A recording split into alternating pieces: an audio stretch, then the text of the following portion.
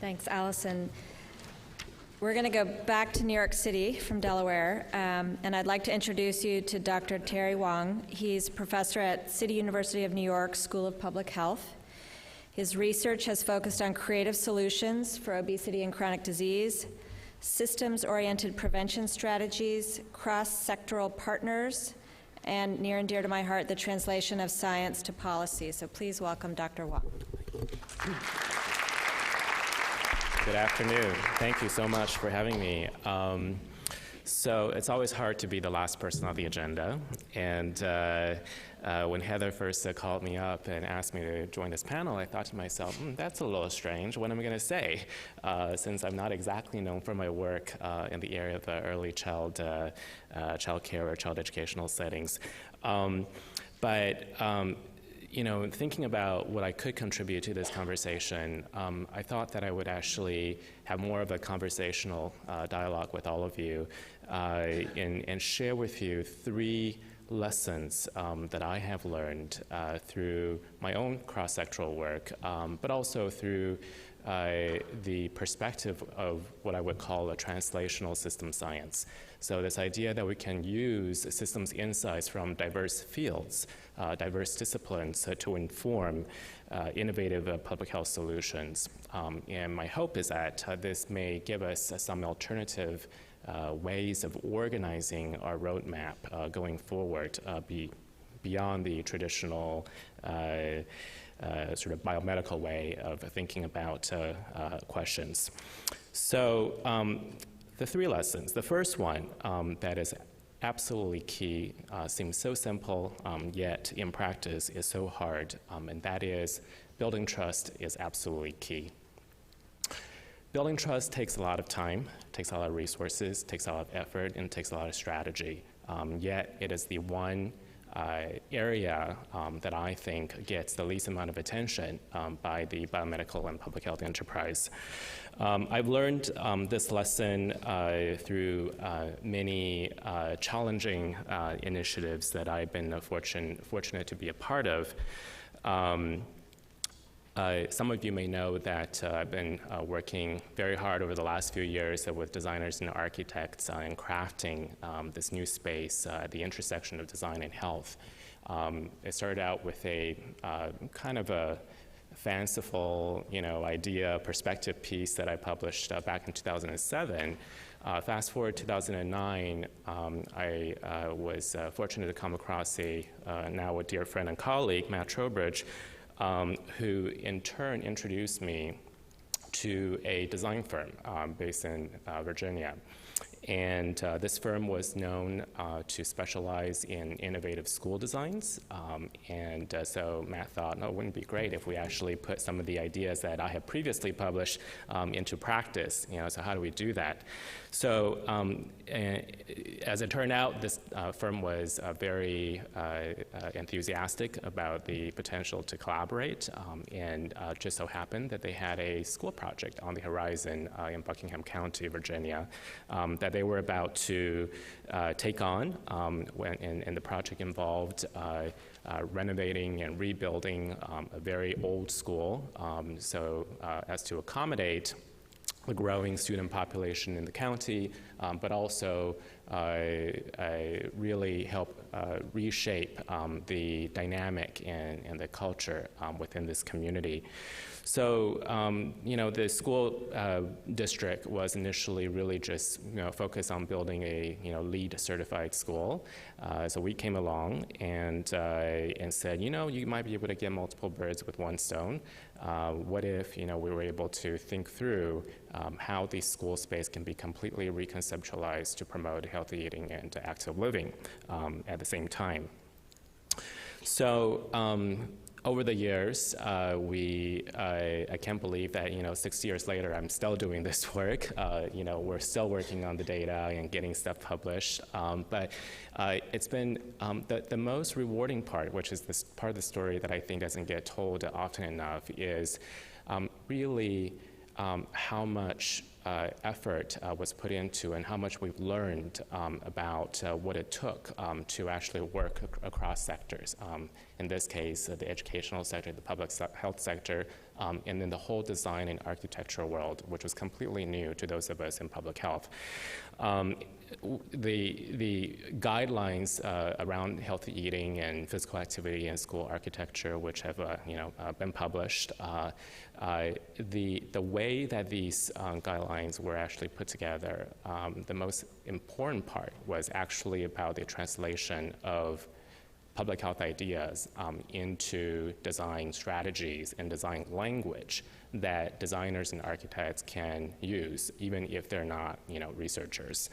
And as part of this ongoing collaboration over the years, another thing that I personally really appreciated through this trust-building effort was how the process of design thinking could be extracted and adapted for a range of public health applications beyond the school building context in which we were working.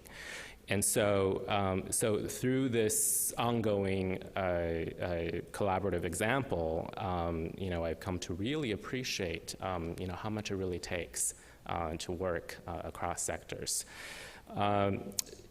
Another example was, when I was still at the NIH, several years ago, I had the fortune to partner with Diane Feingood, who at the time was the director for the Diabetes Institute at the Canadian Institutes of Health Research, on a series of building trust forums where we brought sectors, diverse sectors, including the food and beverage industry, as well as the media and other sectors together with public health, government, academic folks to really think about, what would be the best practice, what would be the best strategy in creating a buffer zone in which all the parties can invest in and creating innovative solutions for moving forward.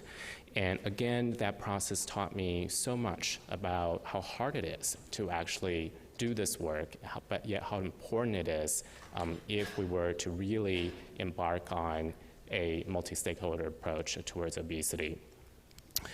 And unfortunately, like many other such instances in public health, we didn't achieve continuity after both Diane and I left government. But in recent months, I've been thinking, as I moved from Nebraska to New York, as some of you know, I've begun to think a lot more about the need to reignite this conversation and reignite this forum.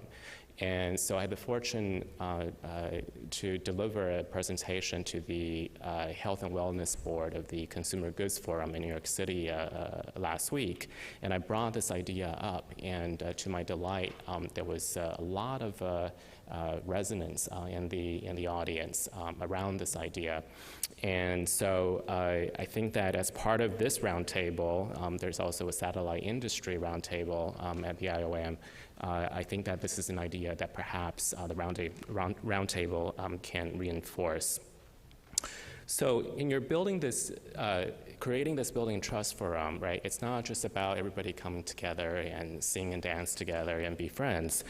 There are some very specific goals. And one of the very important goals is how do we use such a vehicle to think about the alignment of the capacity of your stakeholders, of your players, and the complexity of the task. And so in the last couple of years, I've been doing quite a bit of a consulting work with the health department in Victoria, Australia. And in Victoria, 3-4 years ago, they launched an initiative called Healthy Together Victoria, which is this really amazing statewide systems-oriented change initiative to really transform the prevention system, if you will. And one of the things that they've, I think, really just been such a inspiration for me and many others about is the way that they have scaled up the systems thinking capacity of their prevention workforce. and at the same time created a network of distributed actions and functionalities throughout the different components of the prevention system, both at the local level as well as vertically between the local and the state level. And so that made me think about how we need to become more strategic, right? So it's not just a question of how high should the dose be, but it may actually be a question of how strategic we need the dose to become.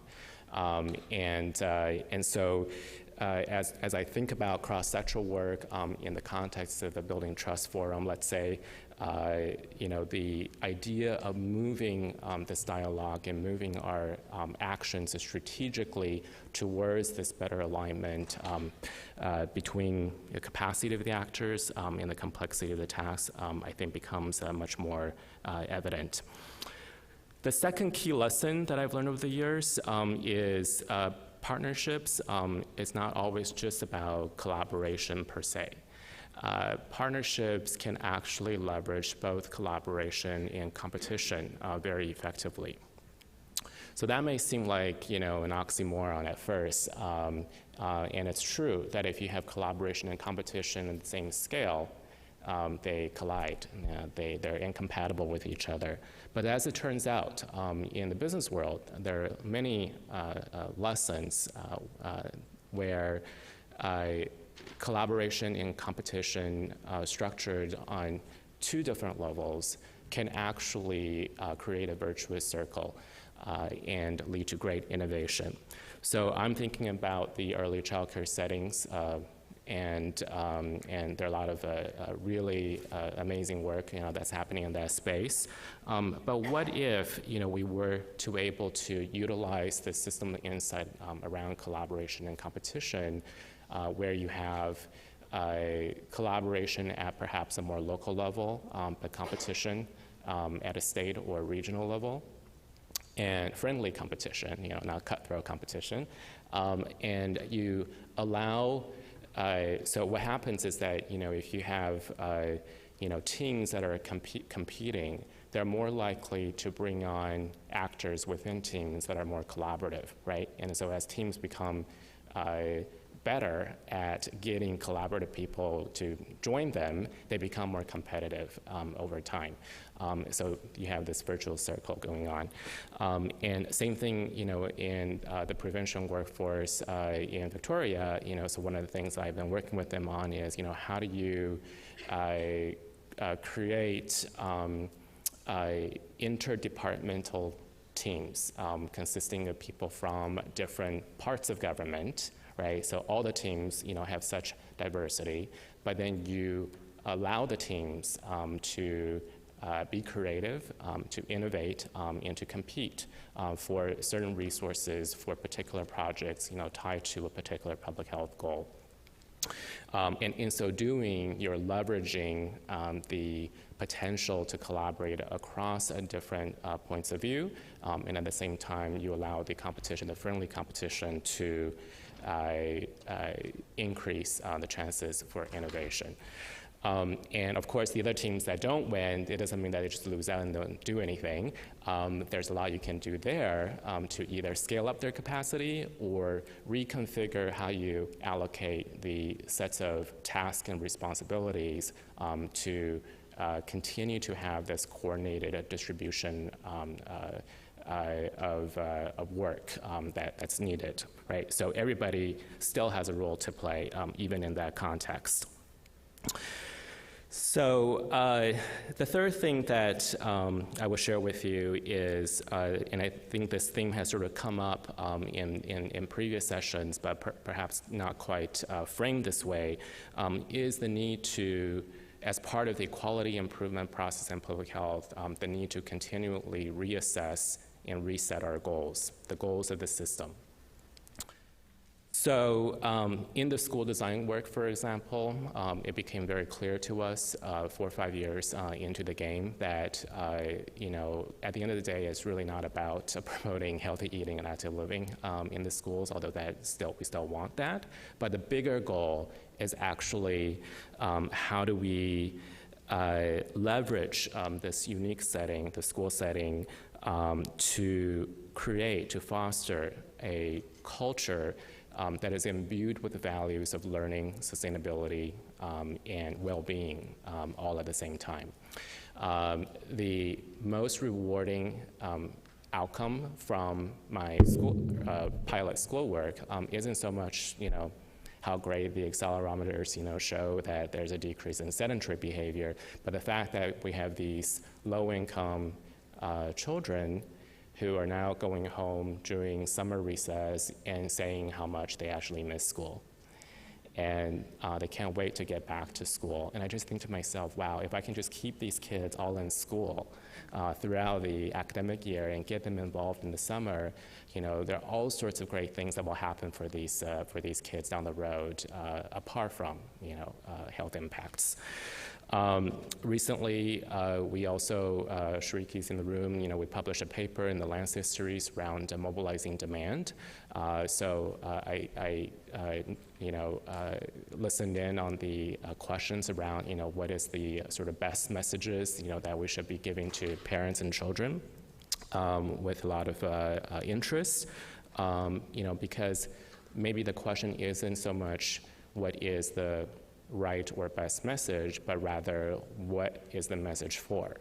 And I would argue that, as so many great lessons are being learned from places like New York, for example, around policy and environmental change efforts, there's a great deal of work that still needs to be done around shifting the social norms and creating the demand for obesity prevention, creating the demand for healthy places, healthy products, healthy policies. And even in New York, I think there's Jenny can correct me if I'm wrong, but I think there's quite a bit of conversation going on, especially after the failure of the big soda ban, how we as a city, through multiple stakeholders, need to do more to shift that demand in order for certain policies to have a higher chance of being adopted and being responded to in the most optimal way. And so in writing the Lancet article, it became very clear partway through that as we think about resetting the system's goals, very quickly, it leads to all sorts of new possibilities around research questions, around the kinds of strategies that may impact on the structure and the feedbacks, within a complex system. And many of those are very different than what we're actually dedicating our time and resources to right now. So I see my time is up. I'll leave it there, but hopefully this provides some fodder for conversations. Thank you.